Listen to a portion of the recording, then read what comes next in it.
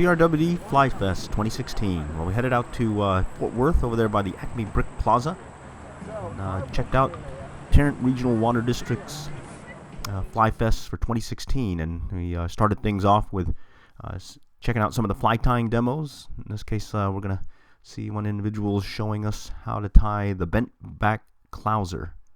In this case, it's just taking a streamer, bending it back, and then attaching a dumbbell fly to it.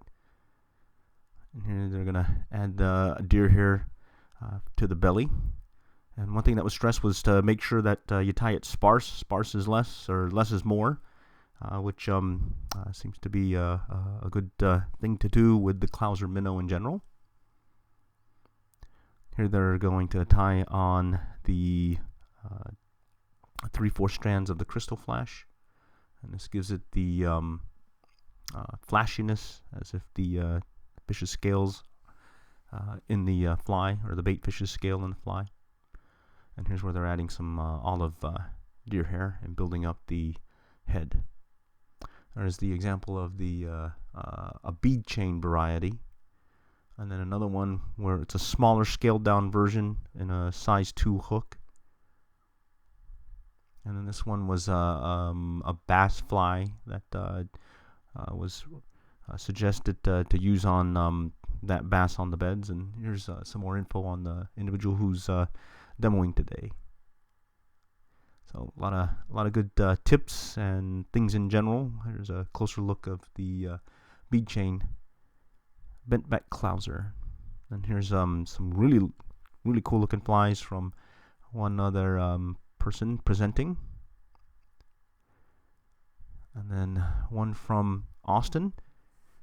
A close up of some of the larger flies meant for some bigger fish and some contact information. There's a close up of one of the fishing flies. So really good time checking out the demo. And then later we shifted over to the fishing contest. There's a quick view of the area that we're going to be fishing. And for yours truly, Fishing 84, did not land any, but did hook up with 3. Here's the first one that took. In this case, what we're using is a tandem rig, near deer and pheasant tail nymph setup. And we had them basically by the bank, and here we're going to lose them. That's a good sized fish. And what we unfortunately didn't do was bring our landing net, so we'll lose this one. So, oh well, can't get them all. So we continue on. What we're doing is switching off between individuals, and so we switched off, and what we're showing here now is just the presentation that we're using. The main screen is a view of what we're doing, and then the little side screen just showing the other 2 hookups that we ended up getting. So we ended up hooking up with 3, but losing them. But just to describe the retrieve, what we're doing is we're working the just by an undercut bank on the other side of the river, and there's a pool there that seems to have several rainbow trout that we've seen rising or chasing things on the surface. And what we'll do is we're casting at an angle downstream and casting. Once the line's set, then we're mending the line.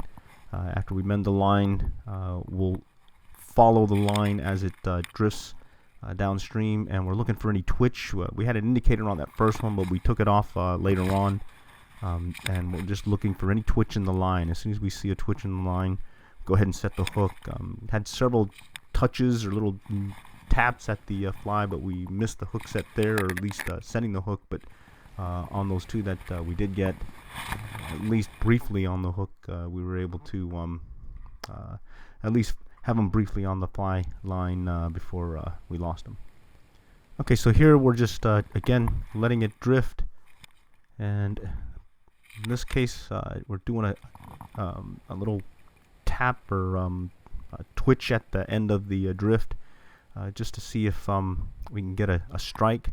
And you'll see it here briefly where that little twitch gets us a strike, and we'll have them there on just for a little bit, and then he wraps us on some like a piece of wood or like a branch. Alright, and here you can see someone actually catching one. So overall, good day. Had a great time out there. Till next time, we'll catch you later, and good luck and good fishing.